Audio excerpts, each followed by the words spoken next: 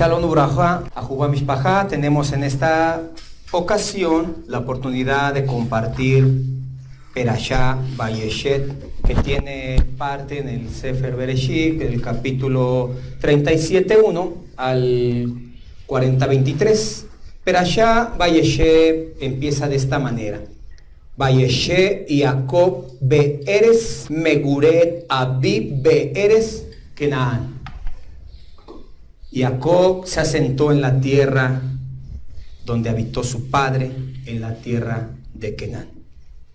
Vayeshet Jacob dice, y se asentó, se afirmó Jacob en aquella tierra en la cual su padre había habitado. ¿Por qué regresó a esa tierra? Él podía haber tomado otra parte de la tierra de Kenán, pero exclusivamente llegó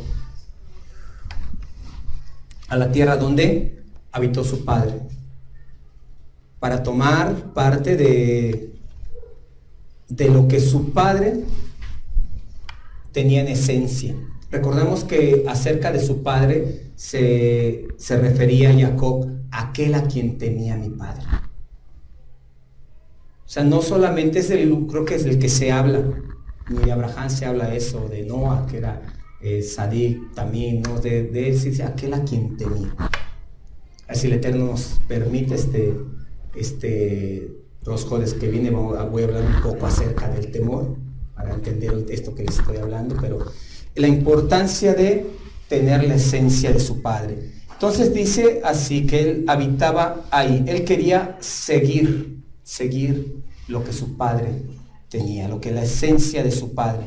Vamos a ver algo. Entonces, esto es el inicio. Realmente esta perashá, lo único, el primer pasuk es lo que está hablando, y automáticamente empieza a hablar de Yosef. Posteriormente la historia también de Yehudá. En las versiones comunes parece que dice, esta es la historia de Jacob, parece que sí, las versiones, como traducciones comunes, pero dice de esta manera: Ele Toldot Jacob. ¿Sí recuerdan qué es Toldot? Era generaciones. Ele Toldot Jacob. Yosef. Se podría traducir de esta manera: estas son las generaciones de Jacob. Yosef, ¿qué no tendría que decir? Y estas son las generaciones de Jacob. Reubén. Entonces, primero que nada vamos a ver que leyendo traducciones ajenas al original, como le decía en una ocasión, ¿no? Como hay una frase francesa, ¿no? Traductor, o sea, como que el traductor siempre te va a traicionar. Una vez que está el original y lo vas a traducir, siempre te va a traicionar, siempre no lo va a traducir con la esencia. Entonces la importancia de conocer la esencia es esta, poder saber verdaderamente. Entonces, si leemos, esta es la historia de Jacob, sí, pues mira, pasó esto, los hermanos vendieron, pasó esto, posteriormente de ahí, con toda la vergüenza, Yehudá se fue de sus hermanos, conoció a un edulamita y tanto la historia que nos cuenta. Entonces, ¿qué nos está aquí manifestando la Torah? Diciendo, el Toldot Jacob Yosef. Estas son las generaciones. Es decir, Yosef toma la primogenitura, por decirlo de esta manera. Yosef toma el cargo de seguir el legado que tenía Abraham, el cargo que tenía Isaac, el cargo que tenía Jacob. Él toma ese legado, no le toca a otro. Sí, a Yehudá al final le dice que de ahí va a salir el Mashiach, pero no lo estaba ejecutando, no estaba llevándolo a cabo. Quien estaba llevando a cabo este legado era Yosef. Entonces por eso se dice acerca, entonces Toldot vienen a ser las generaciones, y Yosef se viene a contar como Bejor, como primogénito. ¿Y qué acontece? La pregunta, ¿no?, de la semana que decíamos, ¿no? ¿Por qué lo hizo Reubén? Rubén, podemos ver que Rubén reconoció lo que estaba haciendo Yosef, lo que era Yosef. Dice en el Pasuk 3, Ve Israel a Abba et Yosef. e Israel amaba a Joseph. Israel tenía un aprecio especial, le hace una túnica de colores y había una distinción que no era, expresa la Torá, que era porque lo tuvo en su vejez, como decirlo, era el chiquito, pero no es porque fuera el pequeño. Joseph daba mucho mérito a que fuese así, a que fuera especial para su padre, por lo que hacía. Ahorita vamos a hablar más acerca de Joseph en cuanto a este sentido. Entonces Joseph, vemos al capítulo 37 en el Pasú 21 y 22, cómo es que él trata de librar a su hermano acerca de las manos de sus hermanos. No hagan eso. Y se va a Reubén, y ya en el mismo capítulo, en el Pasú 29 y 30, cuando regresa y no encuentra a Joseph, dice, como en una manera de exclamación, ¿a dónde iré yo? Esto se puede traducir de dos maneras, ¿no? ¿A dónde iré yo? Por decirlo de esta manera, estoy muy preocupado. ¿Qué cuentas voy a entregar yo siendo el primogénito, ahora sí tomando el cargo? ¿Qué cuentas voy a dar a mi padre? ¿Qué va a ser mi padre? La tristeza de mi padre. Y por otro lado, estamos viendo una envidia de hermanos, estamos viendo un desprecio de hermanos, estamos viendo que entre ellos no apreciaban ni aceptaban que fuese Joseph como el primogénito, como el que tomara el mando, el que tomara el legado. ¿Y qué hacen? Intentan matarlo. Ya entre la intervención de Reubén y de Yehudá se apaciguan las cosas, pero a fin de cuentas se deshacen de él y pues no cargan la sangre consigo mismo, pero a fin de cuentas lo hacen ya pasar por muerto delante de su padre. Recordamos que Reubén tuvo una consecuencia en el capítulo 35, Pasú 22, como cuando dice que se llegó a la mujer de su padre y Jacob llegó a saberlo y no dijo nada. Posteriormente reservó todo ello. Entonces la respuesta sería, ¿por qué lo hizo Reubén? Reubén lo hizo porque verdaderamente estaba arrepentido. Reubén quería congraciarse con su papá. Reubén quería también, por otro lado, les decía, se puede interpretar de dos formas. Cuando dice, ¿a dónde iré yo? Si esto hicieron con el que no era el primogénito, ¿qué me espero yo? Que soy verdaderamente el primogénito. Vemos quién fue el que orquestó todo esto, Shimeón. Vemos cuando posteriormente lo vamos a leer en otras perashá más adelante, a quién encarcela Joseph. A Shimeón, porque él fue el que orquestó todo esto, el que organizó todo esto. Entonces dice Rubén, ¿qué me espera a mí? ¿A dónde iré yo? Si ya se deshicieron del más pequeño, aquel a quien ama a mi padre, ¿qué me espera a mí? ¿Qué me espera a mí que ya se enteró? Que me llegué a su lecho que subí a su lecho con su mujer. ¿Qué me espera a mí? ¿A dónde iré yo? En otras partes se puede entonces traducir de dos maneras lo que hace Rubén, pero sí vemos que hay arrepentimiento y por eso él hace la parte defensora acerca de Joseph, ¿no? Entonces sus hermanos conspiran contra Joseph, y es claro. Ahora vamos a ver que este camino o este legado que toma Joseph estaba trazado por el Eterno, y en parte se podría decir que ya estaba confirmado dentro del corazón de Joseph, porque Joseph sabía, siendo pequeño, de edad de 17 años, sabía que sus hermanos no lo querían. Ahora, de donde estaban ellos a donde mandó a buscar a sus hermanos, estamos hablando de 30 kilómetros aproximadamente de distancia, o sea, no fue cerca.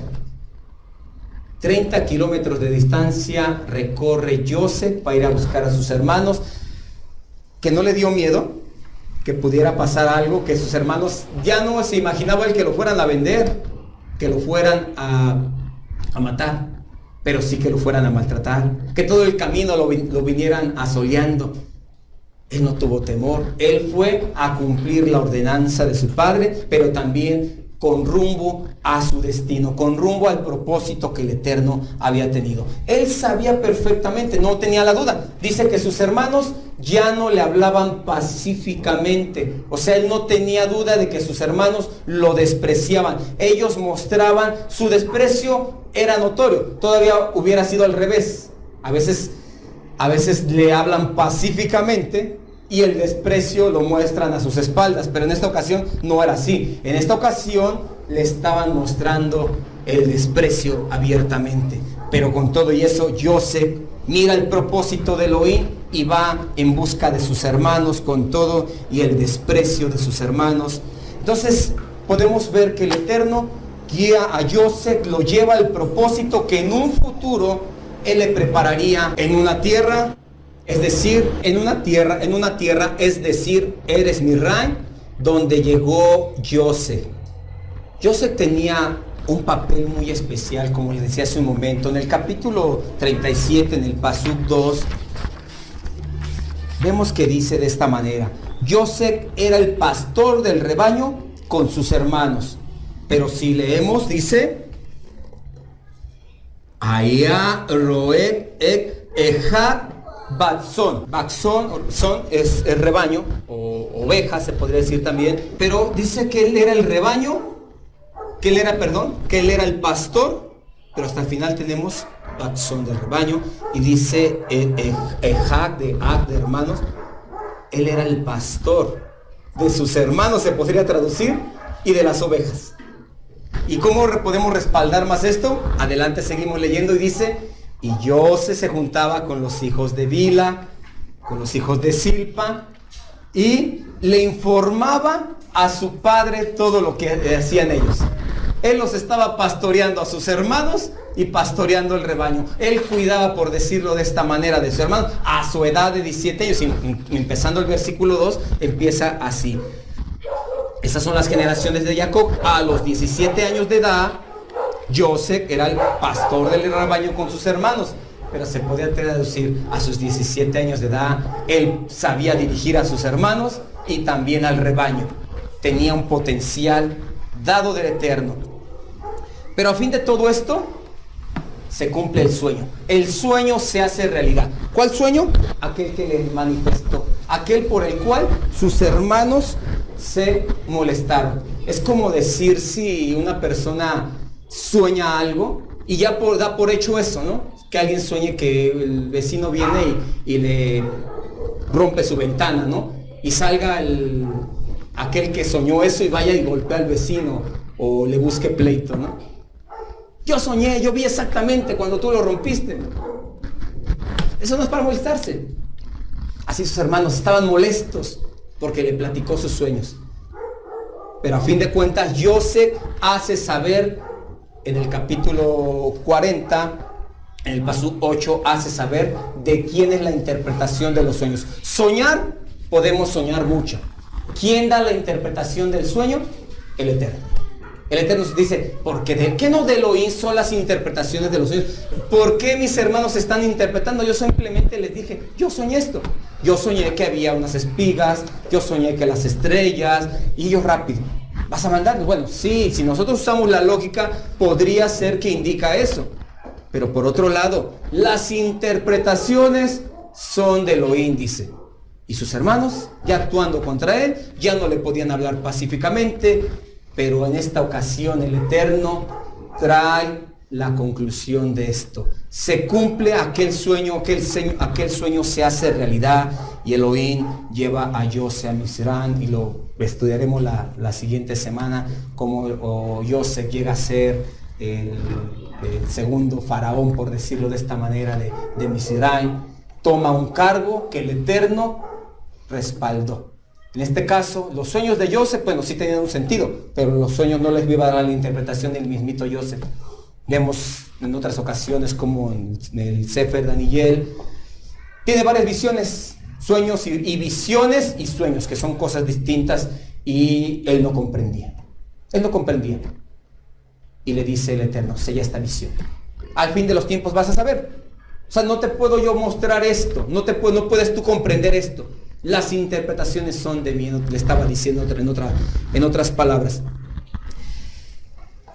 Esta semana, esta perashá tiene una haftará de Sefer Amós. En Sefer Amós, en el capítulo 2, el pasú 6 al capítulo 3, el pasú 8, nos trae una forma de reclamo del Eterno, de inconformidad, de hastío, de molestia contra su pueblo Israel, y lo dice de esta manera.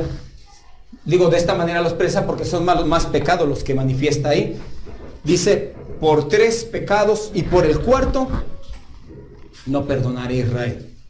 Pero manifiesta más pecados ahí, manifiesta más de 4 pecados. Simplemente era una manera de expresar. Ya van 3 veces, ya van 4, ya van muchos pecados. Entonces, no entiende, este pueblo está en contra mía. Este pueblo no quiere nada conmigo. ¿Qué será que Elohim está en contra de Israel y que no quiere perdonarlo? ¿O será más bien que el Eterno está en contra de aquellos que no honran su nombre? Recuerdan que una vez hablamos acerca de lo que es esta ordenanza de las 10 brajá, de la tercer sentencia: no mencionarás el nombre del Eterno en vano, que también se traduce: no llevarás el nombre del Eterno en vano. El mencionar el nombre, el guardar el Shabbat, el tener tantas y tantas prácticas que da la Torah y que tiene el pueblo de Israel, es de gran responsabilidad. Y aquí hay un reclamo. Aquí vemos ¿cómo empieza diciendo? Bueno, empieza diciendo por 3 pecados y por el 4. Y el primer pecado que menciona, que por precio vendieron al justo. En este caso haciendo una referencia de Yosef Asadik, Yosef el justo, haciendo una referencia. Vemos lo que hizo Yosef. Vemos el sufrimiento que llevó para llegar a Misraim. Vemos el sufrimiento que llevó todo Israel dentro de Misraim. Podemos ver también lo que aconteció con Moshe para sacar al pueblo. El tiempo que pasaron por el desierto. Todo el tiempo de sufrimiento. ¿Y a qué les llevó? ¿A qué les llevó? ¿A qué nos lleva hoy en día? El sufrimiento que llevó Mashiach Yahshua. ¿A qué lo llevamos nosotros? ¿Qué importancia le damos a eso? Dice así: así ha dicho el Eterno, por 3 pecados de Israel y por el 4 no revocaré su castigo, porque vendieron por dinero al justo y al pobre por un par de zapatos. Pisotearon en el polvo de la tierra las cabezas de sus desvalidos y tuercen el camino de los humildes. Y el hijo y su padre se llegan a la misma joven, profanando mi santo nombre. Sobre las ropas empeñadas se acuestan junto a cualquier altar, y el vino de sus multados beben en la casa de sus dioses.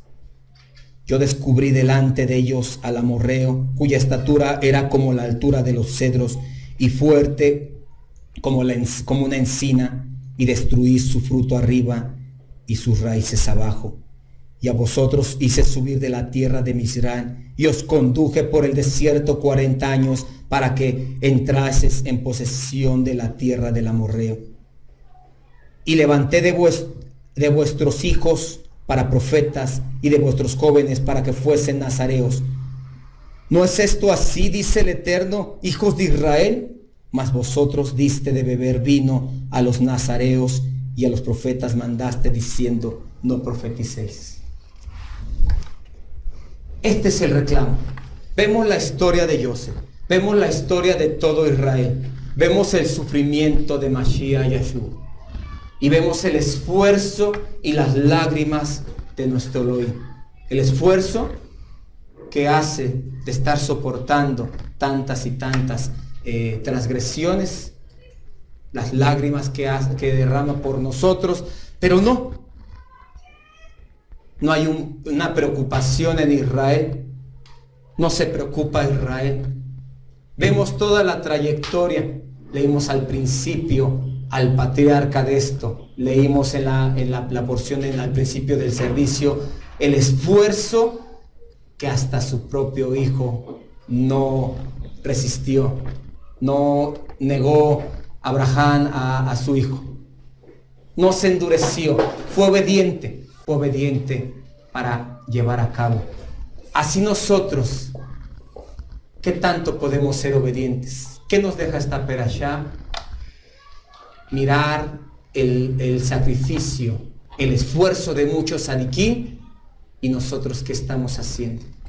Esta perashá nos deja a pensar